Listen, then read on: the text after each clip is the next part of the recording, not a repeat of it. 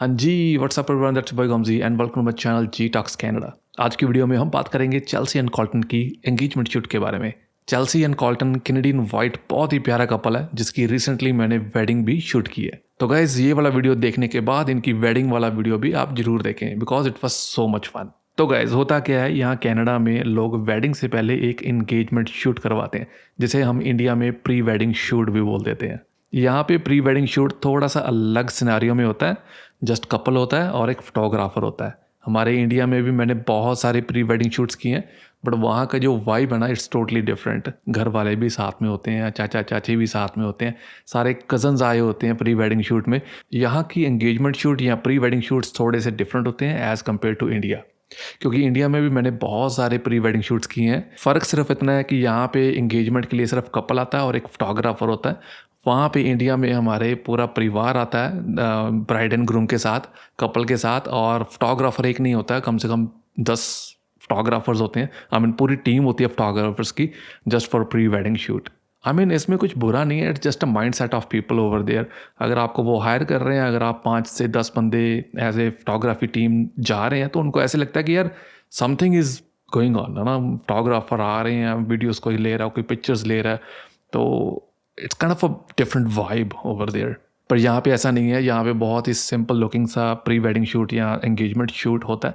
Couple होता है और एक फोटोग्राफर होता है, और the most important part is timing. India में हमारे पास पूरा दिन होता है या कई बार 2-2 3-3 दिन चलती है प्री वेडिंग शूट, बट यहाँ कनाडा में प्री वेडिंग शूट होता है hourly, 1 our, 2 our, 3 our.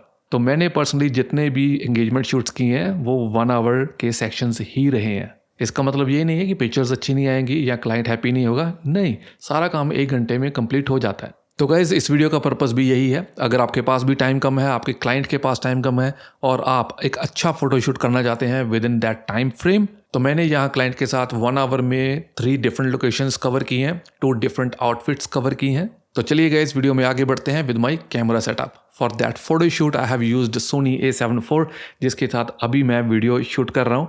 The lens right now I am using is 16mm 1.4 from Sigma, but for that photo shoot I have used this Tamron lens. This is from Tamron 28-75 constant 2.8। Constant इसलिए बोल रहा हूँ because अगर आप इसे zoom भी करते हैं तो आपका जो एफ नंबर है वो चेंज नहीं होता। It's not a variable lens, it's a constant lens, just like my 70-200। बहुत सारे लेंसेज होते हैं जो सस्ते लेंस आते हैं। अगर आपने मार्केट में देखा होगा कि यार 18-300 जूम आ रहा है, बड़ा बहुत ज़्यादा जूम है उसमें, लोग प्रभावित हो जाते हैं, एक्साइटेड हो जाते हैं कि यार इतना जूम आ रहा है इतने सस्ते में।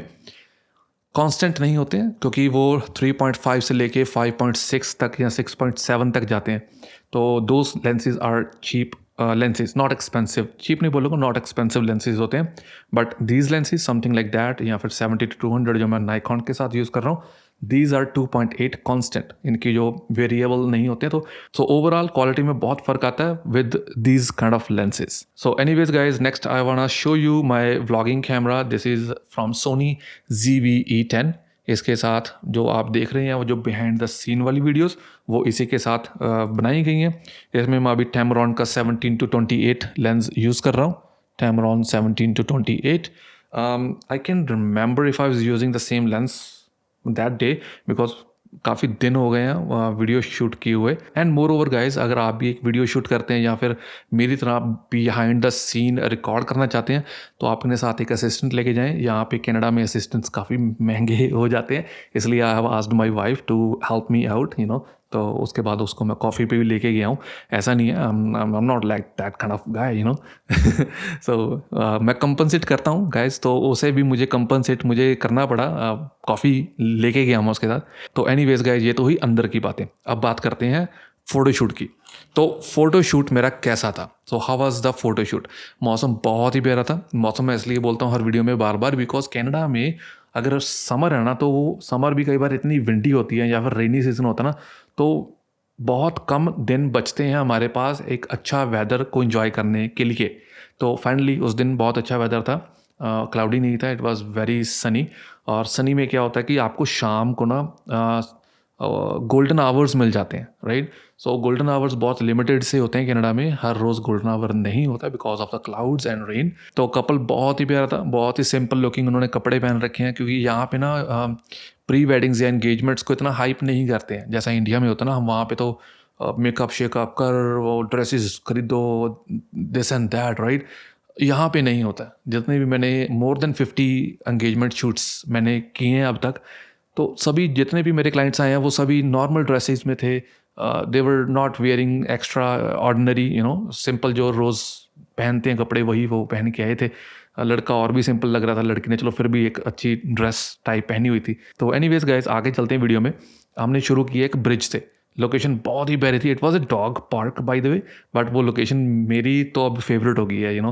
It's in Edmonton. अगर आप चाहते हैं उस लोकेशन के बारे में जानना, I will put a link. उस पार्क का नाम मैं डाल दूंगा डिस्क्रिप्शन में। तो it's a very big park. उसके एक साइड पे मैंने बहुत सारे शूट्स किए हैं, कमर्शियल शूट्स जो आउटडोर प्रोडक्ट्स के होते हैं। उसके अंदर पहली बार गया था मैं, और I just loved it. Bridges थे बहुत सारे प्यारे, विंटेज लुकिंग वाले जो ब्रिज होते हैं ना, वो बने हुए थे। हमने स्टार्टिंग ब्रिज से की है, फिर ब्रिज के अंदर अंदर नहीं, आई मीन ब्रिज के अंडर गए हैं नीचे, जहाँ पे एक्चुअल में ग्रेवल रोड थी, जहाँ पे डॉग्स, अनलीश्ड डॉग्स होते हैं। पर यहाँ पे ना कनाडा में dogs they are very kind of educated. I mean educated नहीं बोलूँगा यार, ओबीडियंट बोलूँगा। वो अपने मालिक का कहना बहुत मानते हैं, even they are off leash. तो so we were very comfortable doing photoshoots over there, even though there was little bit here and there dogs. तो जो भी आप बीटीएस साथ साथ देख रहे हैं ना, तो वो रूही ने इस कैमरा से शॉट्स लिए हैं। May be she tried it this way like a vertical, and a few shots she tried this way like a horizontal, क्योंकि इसलिए कि sometimes you need those vertical one for your Insta stories, and horizontal one जो 16:9 ratio होती है YouTube वाली, वो YouTube के लिए। तो she tried her best. Camera थोड़ा सा शेकी था, लेकिन मैंने उसको नहीं बोला, but I tried my best कि वो शेकी वाले पार्ट्स निकाल के ही आपको दिखाऊं, क्योंकि ना she is not a photographer, right, she still did good job. तो जो दूसरे वाले शॉट्स आप देख रहे हैं ना, जो जिसमें आप सारी कैमरा की सेटिंग्स देख रहे हो, जिसमें शटर स्पीड है, आईएसओ देख रहे हो, सारा कुछ, कैमरा की बैटरीज वगैरह सारा कुछ, वो मैंने निंजा से रिकॉर्ड किया। Ninja, what is Ninja? Ninja is your monitor and recorder, ठीक है। तो it's self Ninja, and that setup is kind of expensive.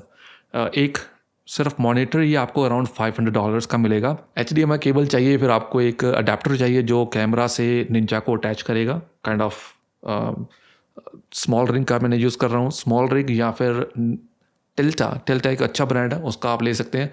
Video बहुत ही प्यारी है। पहले मैं गोप्रो यूज़ कर रहा था बिहाइंड सीन के लिए, अब मैं इसको यूज़ कर रहा हूँ बिहाइंड द सीन के लिए। बहुत ही प्यारा रिजल्ट है because of the zoom quality. 3 camera, 3 different focal lens आपको मिल जाती है, 24, 35 एंड आई डोंट नो 85। तो चलिए guys, let's get back to the video. तो फिर हमने ग्रेवल रोड पे शूट किया, फिर हम एक और स्टेप नीचे गए हैं।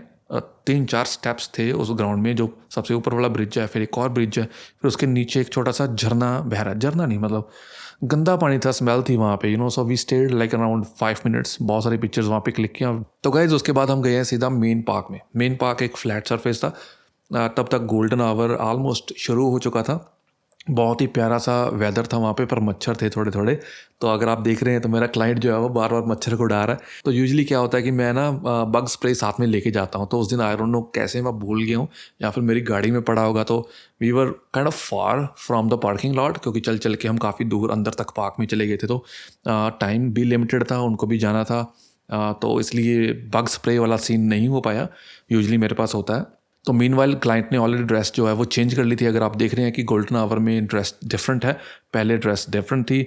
ये सब चीज़ें ना क्लाइंट के साथ पहले ही मैं कर लेता हूँ, क्योंकि बहुत सारी ईमेल्स बैक एंड फोर्थ होती हैं, कहाँ पे मिलेंगे, कितने बजे मिलेंगे, ड्रेसेस क्या रहेंगी, वाइब उनको क्या चाहिए। Some clients they have something in their mind, ठीक है। बहुत सारे क्लाइंट्स होते हैं कि मुझे यार एक विंटेज लुकिंग वाइब चाहिए। तो यहाँ पे एक यूनिवर्सिटी ऑफ अल्बर्टा है, एक बिल्डिंग है ऐसी, गवर्नमेंट बिल्डिंग है, जहाँ पे उनको वो वाइब मिल जाती है पिक्चर्स में, ठीक है। कुछ लोग बोलते हैं कि नहीं मुझे डाउनटाउन में खिंचवानी है, मुझे बिल्डिंग्स चाहिए बैकग्राउंड में, तो थोड़ी सी अर्बन लुक चाहिए। यहाँ पे बहुत सारे लुकिंग के जो ब्रिजेस है ना, एक तो ब्रिज नया बना है, वाटरडेल ब्रिज है, वो काफ़ी अर्बन लुक देता है। यहाँ पे एक ओल्ड ब्रिज है जहाँ पे ट्रेन चलती है, वो एक आपको एक विंटेज लुकिंग वाइब देता है।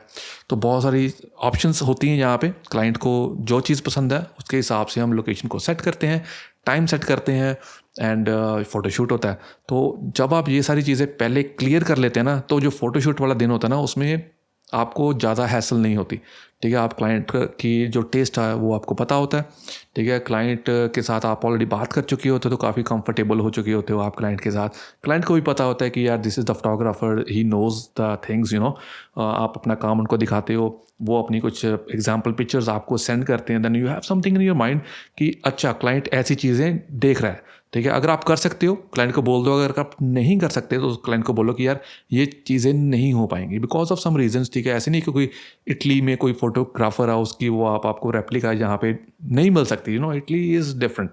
वहाँ पे कनाडा में एडमिंटन में आपको वो सब चीज़ें नहीं मिलेंगी। तो क्लाइंट को पता होता है, बस आपको हल्का सा उनको गाइड करना होता है प्यार से, तो क्लाइंट समझ जाता है। चलिए, तो गाइस गोल्डन आवर में ना आप बहुत क्रिएटिव हो सकते हो लाइटिंग को लेके, क्योंकि जो गोल्डन आवर की लाइट होती है बहुत ही गोल्डन सी येलोइश लाइट होती है, सनलाइट।